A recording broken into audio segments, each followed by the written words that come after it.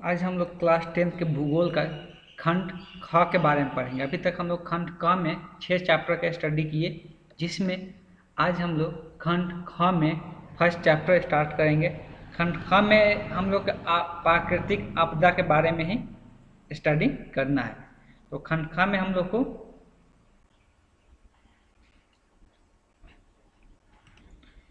इसमें हम लोग सबसे पहले कुछ परिचय जान लेंगे, प्राकृतिक आपदा होता क्या है। तो ऐसे तो हम लोग के जैसे आपदा का मतलब क्या होता है कि मुसीबत। अब किस टाइप का मुसीबत? तो प्राकृतिक, जो प्राकृतिक के तरफ से दिया गया है, तो वैसे आपदा को हम लोग प्राकृतिक आपदा कहते हैं। तो सबसे पहले इसका कुछ जान लेते हैं, इसके बारे में होता क्या है। आपने 9वीं कक्षा में उन आपदाओं का अध्ययन किया होगा जो मानवीय गलतियों के कारण घटित हुई है। जो मानव के गलती की वजह से जो आपदा घटित हुई है, उसको हम लोग उन उसके बारे में 9th क्लास में स्टडी किए थे। ठीक है, अपने प्रबंध का काफ़ी ज्ञान भी हासिल किया है, लेकिन आज हम लोग वैसे आपदा के बारे में जानेंगे जो मनुष्य के द्वारा नहीं किया गया। ठीक है, मतलब मनुष्य उसमें कोई कॉज नहीं है, मनुष्य का कोई कारण नहीं है उसका वैसा होने का। तो वैसे आपदा को हम लोग प्राकृतिक आपदा कहते हैं।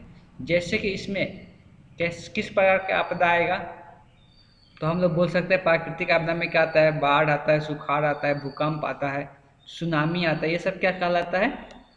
प्राकृतिक आपदा कहलाता है। ठीक है, अब इसके कुछ सुनामी का मतलब दिया हुआ है कि सुनामी का मतलब क्या होता है। सुनामी किसको कहते हैं, उसका डिफिनीशन जान लेते हैं। जब समुद्र की तली पर उत्पन्न भूकंपीय तरंग होता क्या, जो समुद्र का किनारा होता है वहाँ पे क्या होता है, एक भूकंप कि ये तरंग उत्पन्न होता है, जो कि ऐसे पानी का बहाव ऐसे रहता है तरंग जैसे। ठीक है, लहरदार होकर तट से टकराता है। जो समुद्र तट होता है, किनारा होता है, उससे जाकर टकराता है, तो तट के ओर जल कई मीटर ऊंची जैसे ही टकराता है, तो तट की ओर क्या होता है, बहुत ऊंचा जल चला जाता है, जिसकी वजह से जो मुसीबत आता है, उसी मुसीबत को हम लोग क्या बोलते हैं, सुनामी के नाम से जानते हैं। ठीक है, इसको अलग तरीका से भी बताया गया। यह भी जानते होंगे कि जब नदी के जल स्तर औसत प्रवाह से ऊपर उठकर, मतलब जितना उसका ऊपर उठना चाहिए उससे ज़्यादा ऊपर उठ जाता है, जब उसका पानी का स्तर,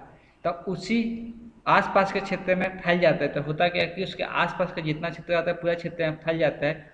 उसको क्या बोलते हैं, तब बाढ़ बोलते हैं, उसको बाढ़ बोलते हैं। जब जल नदी का पानी, यहाँ पे क्या समुद्र तल का पानी था, नदी का पानी जब कुछ क्षेत्रों में फैल जाता है, और जब फैल जाता है तो फैलने की क्रिया को क्या बोलते हैं कि यह बाढ़ आ गया है। तो बाढ़ के बारे में समझ में आ गया, सुखाड़ पता ही है, भूकंप क्या है, सबके एक एक करके जानकारी लेंगे। इसके अतिरिक्त चक्रवात भी आता है, ओला वृष्टि भी आता है,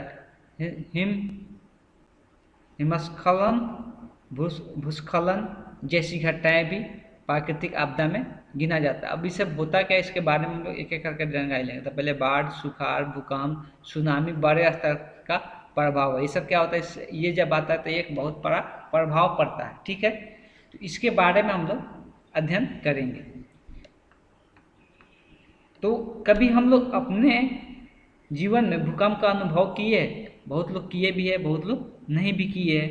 ठीक है, तो ये इसको मापा कैसे जाता है भूकंप को? तो भूकंप का मापने का एक पैमाना होता है। ठीक है, उसको हम लोग बोलते हैं रिएक्टर स्केल। उसको क्या बोलते हैं? रिएक्टर स्केल बोलते हैं।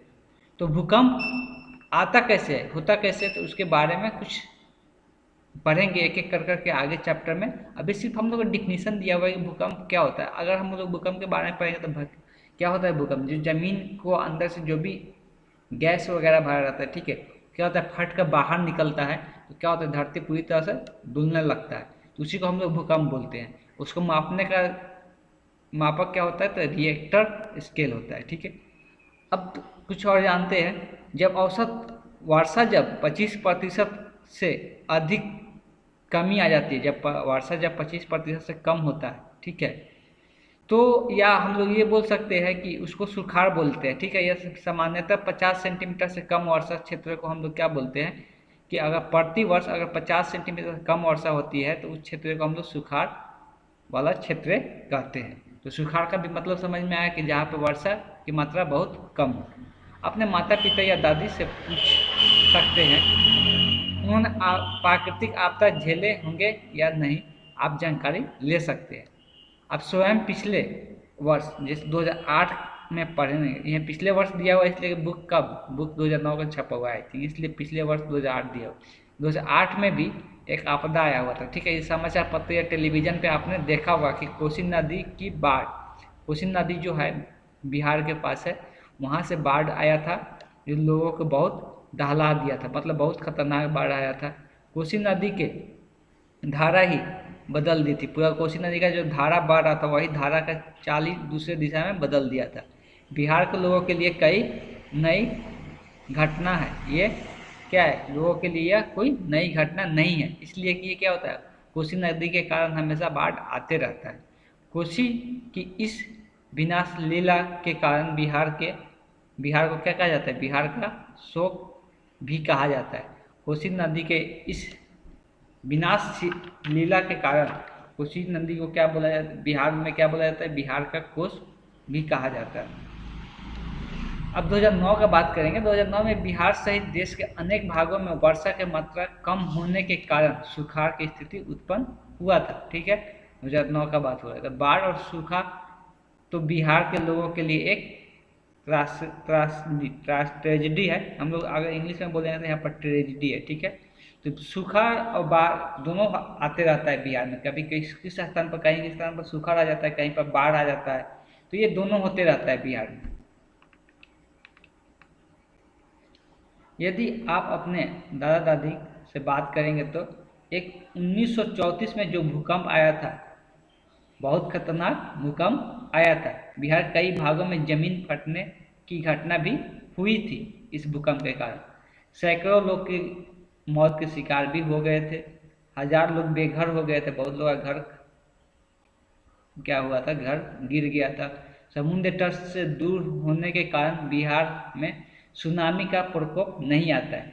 तो बिहार क्या है कि समुद्र तट के पास नहीं है, इसलिए सुनामी का प्रकोप बिहार में नहीं आता है। लेकिन चक्रवातीय प्रभाव से भी लगभग प्रति वर्ष बिहार में जान माल की भारी बर्बादी होती है। चक्रवातीय मतलब जो तूफान वगैरह आता है उससे भी जान माल की नुकसान होती है बिहार में।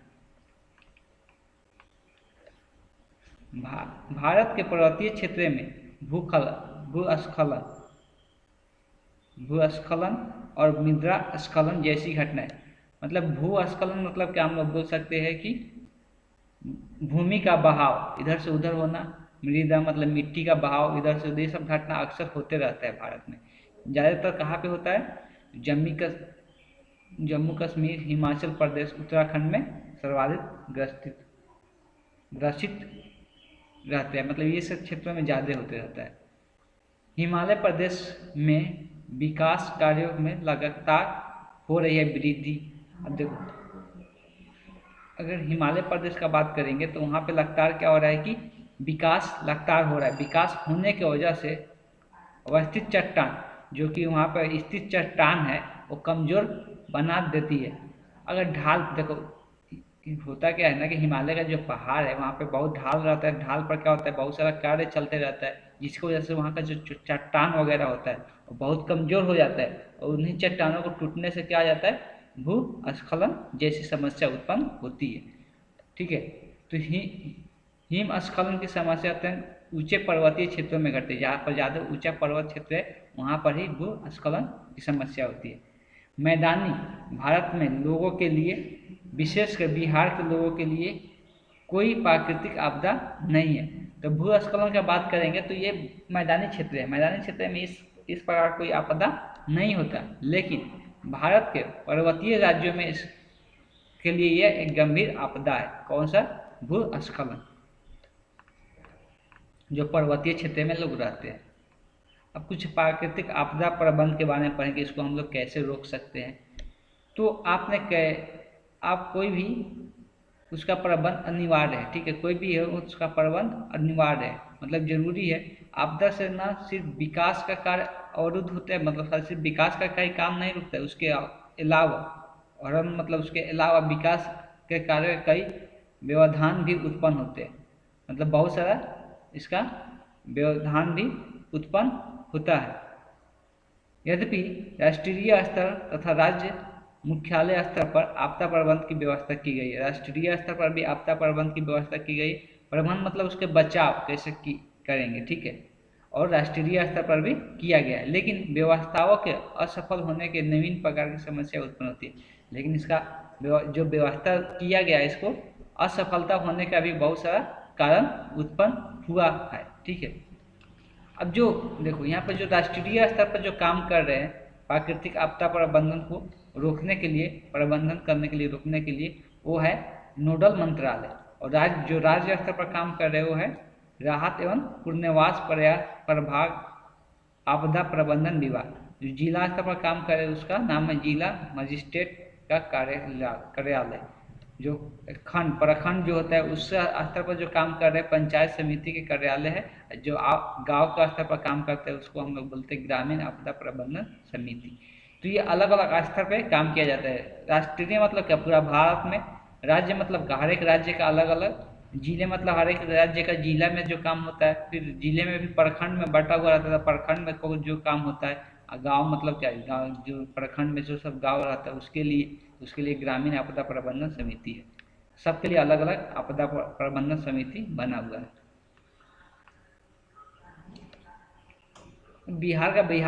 उत्तर बिहार के लोग, विशेषकर कोसी प्रदेश के लोग परंपरागत रूप से बाढ़ नियंत्रण में दक्ष होते हैं। तो अगर हम लोग बिहार का बात करेंगे तो बिहार और कोसी प्रदेश के लोग जो है वो लोग हमेशा पहले से ही क्या होता है, जागरूक है, ठीक है। नियंत्रण करने के लिए वो लोग पता चल चुका है कि बाढ़ यहाँ पर आते रहता है, तो उस हिसाब से वो लोग ढल चुके हैं, अनुरूप हो चुका है, मतलब उस हिसाब से ढल चुके हैं वहाँ के लिए। अब मान लो जहाँ पर बार बार बाढ़ आता है तो आदमी क्या करता है, वहाँ के हिसाब से वहाँ पर सब चीज़ रहन सहन बना लेता है, उसी हिसाब से रहता है कि बचा जा सकता है, बाढ़ से कैसे बच सकते हैं, सब चीज़ सोचते रहते हैं लोग। सुखाड़ के प्रबंधन हेतु आम लोगों की सहयोग कार्य आवश्यक होती है। अगर सुखाड़ पर प्रबंधन लगाना है तो हम लोग आपसी सहयोग जरूरी है, ठीक है। सामूहिक प्रयास ही कुएं की खुदाई क्या कर सकते हैं, सुखाड़ के लिए कुएं की खुदाई करें, ठीक है। सामूहिक रूप से तालाब की खुदाई करें, रोजगार के नए क्षेत्र तलाशें, मतलब अलग अलग तरीका। या तो कुएं खोद कर रखे तो पानी की समस्या नहीं होगी, तालाब खोद कर रखे तो तालाब में पानी रहेगा तो सुखाड़ की समस्या नहीं हो पाएगी। या नए और भी दूसरा काम में तलाशे, इसके छोड़ के, कृषि को छोड़ के, तो ये सब तरीका हो सकते हैं।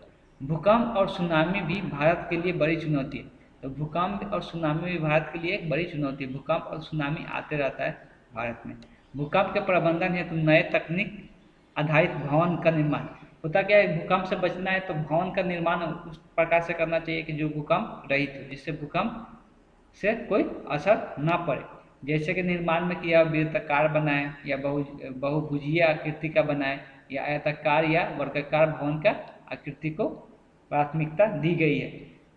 इस प्रकार के मतलब क्या बोलते हैं कि भूकंप से बचने के लिए ऐसा घर को बनाना चाहिए, ऐसा निर्माण करना चाहिए, ऐसा आकृति का।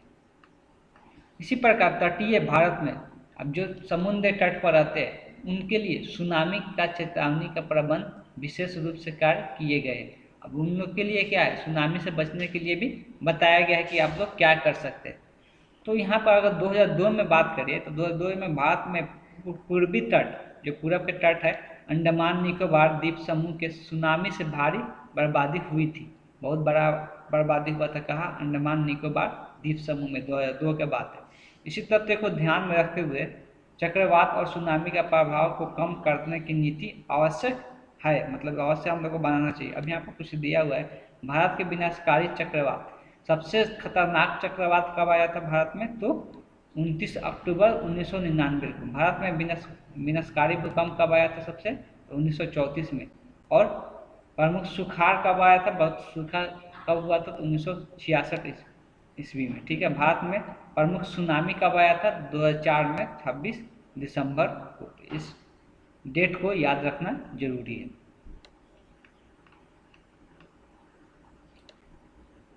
कोई भी प्रबंधन कार्य तब तक सफल नहीं हो सकता तब तक उसमें आम लोगों की सहमति नहीं हो। जब तक आम लोग नहीं चाहेगा तो कोई भी प्रबंधन नहीं किया जा सकता है। आम लोगों की सहमति जरूरी है, सहभागिता जरूरी है, उसी को सहमति बोलते हैं। आम लोगों की सहमति और पंचायत की मदद से ठोस प्रशासनिक निर्णय लिए जा सकते हैं।